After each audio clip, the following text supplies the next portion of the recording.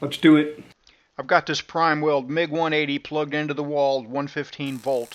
This is part of a series of 115 volt MIG welding outside corner joint in the flat position. That's 1F. And since this video is so short, I will list all the settings at the very end. Here we go. First thing you want to do is get comfortable. Figure out a place to prop, whatever that takes. I'm propping with a pinky, and I've got the thumb rested on the gooseneck there. It's hard to hold a short and steady and consistent stick out and torch angle if you're not propped and not steady.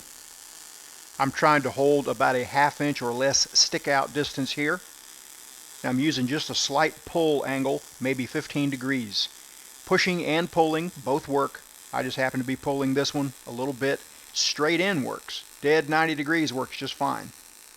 I'd be willing to bet I'll get some comments that I should be pushing and not pulling. But I've done a lot of testing on this and both work. In about 15 seconds I'll show you an arc shot of a push angle. I've got this thing resting on a little apparatus that I made for outside corner joints when I'm TIG welding stainless steel. And it works great for that and really pulls the heat out. But I can pick this thing up right after we're welding and it's just still really warm but not so hot that it's going to burn me. Here's the arc shot of the push, and you can see a little bit more spatter there. I typically can see where I'm going better when I push. So I do it when I need to.